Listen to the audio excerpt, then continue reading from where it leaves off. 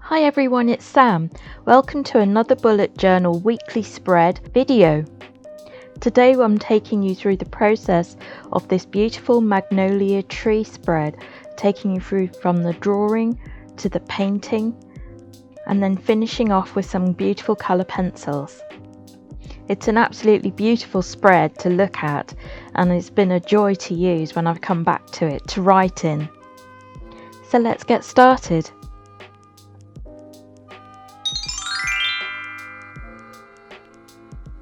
The idea behind this weekly spread was to have a budding magnolia tree branch going diagonally across the 2-page spread, and then the dangles that I would hang off the branches would separate the days of the week. So I used a 2H pencil for this because it is easier to erase, and just worked diagonally across the 2 pages as I mentioned, drawing a wiggly branch with offshoots of magnolia flower buds. The magnolia tree buds look similar to rosebuds. You can see the closed bud and the closed petals sitting there at the cone. Here where we live, they won't bloom properly until the middle of March. I have kept the drawing quite simple, just 2 sorts of wiggly lines that go across the page, as you can see, and then an ice cream cone type shape for the bud, and then add a few leaves. You'd be surprised how just a few blobs of paint and a bit of pencil work brings this whole magnolia tree to life. I just do some basic block lettering here above the tree branch. In my bullet journal, I always like to show which week of the year it is and then add the date. Next comes the tasks list, which will just be a few bullet points. And then I draw in dangles from the branches using the ruler to separate the spread into days of the week.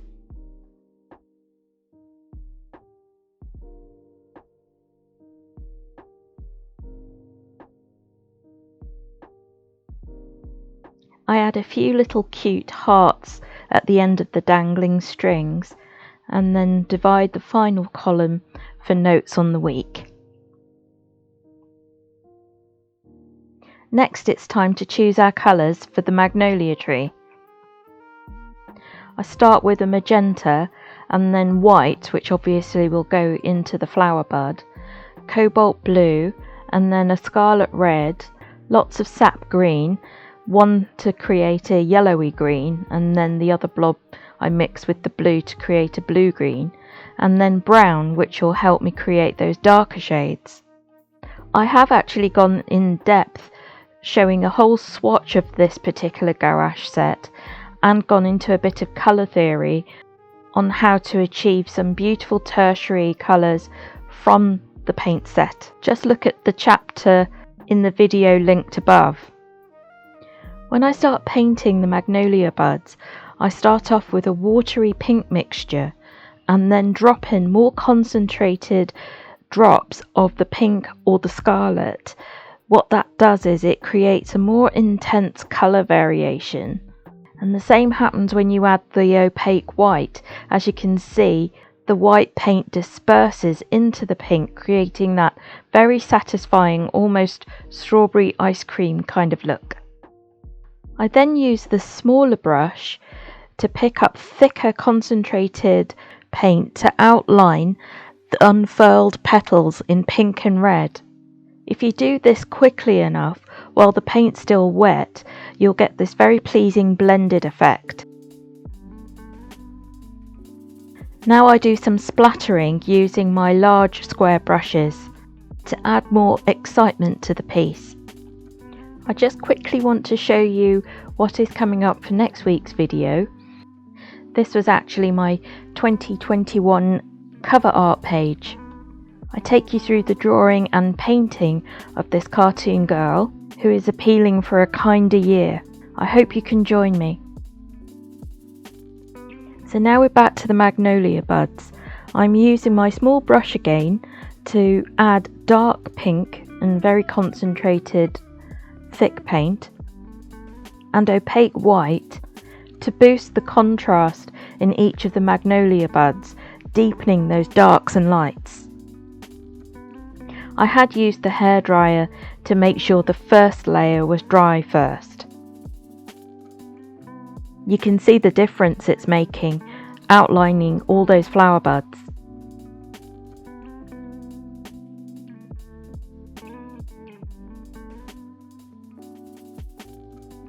Once finished, I make sure that this layer is completely dry too before I move on. Now I'm going to be mixing some greens. I used the yellow and the brown to create some nice yellowy green, and then the blue and the green to create a blue green. And remember, the blue and the brown together make a sort of grey, so if you mix that to any of your brights, it'll darken the tone. I use the yellow green to add to the different parts of the branch, and then the darker grey green or blue green to the base of the flowers and to wherever I feel the branch would be the darkest. Mixing these brown tones, yellow tones and then grey really gives you such a variety of colours that'll make your painting all the more exciting to look at. Now we're going to mix a nice watery olive colour to add a drop shadow around the whole branch. And there's the not too subtle reminder that if you're really enjoying this content and want to support the channel, please consider liking or commenting or subscribing. I'd really appreciate it, thank you. So I'm just adding a bright yellow and white to that green mix to use my large square brush again to cover the whole of the 2-page spread. While the paint is wet, it means that the olive green that I had there blends in with this yellowy colour, so that everything is quite seamless. Once the background's done, it is a case of getting your branch and buds to stand out from the background by mixing darker colour tones. I used thicker volumes of the sap green, cobalt blue, the brown and the magenta pink. Then I just use my finest brush to go round wherever I feel deeper tones are needed. You will see it will really make those buds stand out, as though they're coming off the page. I continue to add the darker tones to the flower petals as well as to the branches. Here I'm mixing the yellowy green and the blue green in the thicker quantities to do the same thing as I've done to the petals. You'll also see me use the fine brush to do little wiggly lines and tendrils. You can really just experiment and have fun creating your own fantasy magnolia tree. So just make sure everything's now thoroughly dry.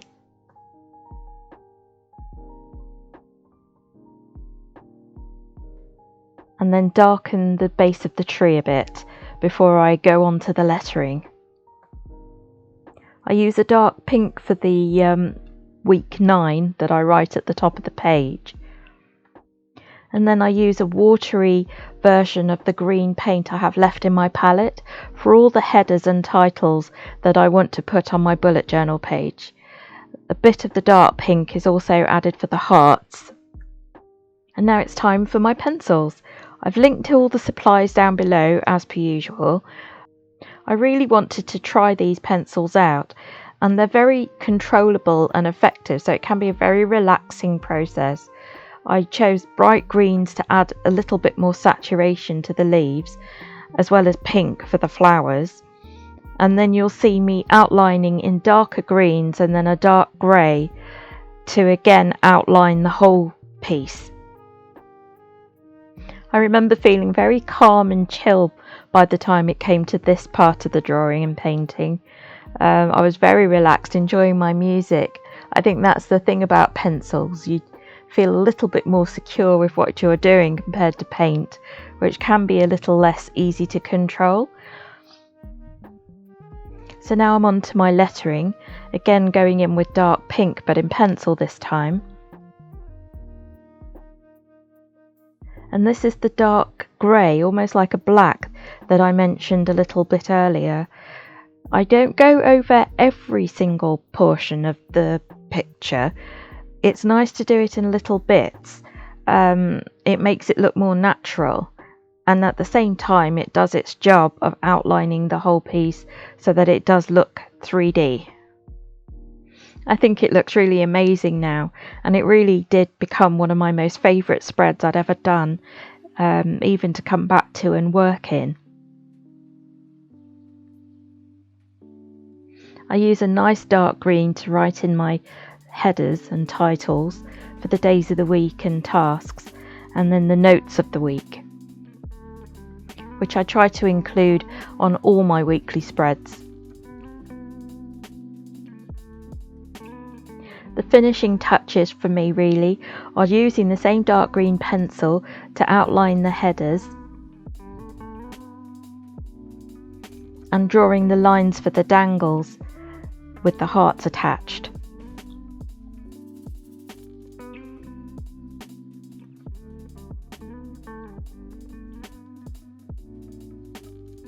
Here I'm just adding a few bright pink dots around all the flowers. I told you I was just enjoying myself by this point.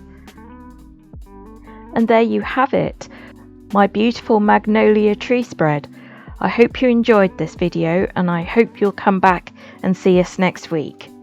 Oh, and of course, don't forget to like or comment and subscribe. I'm hoping to post more bullet journal content every Thursday. Bye for now.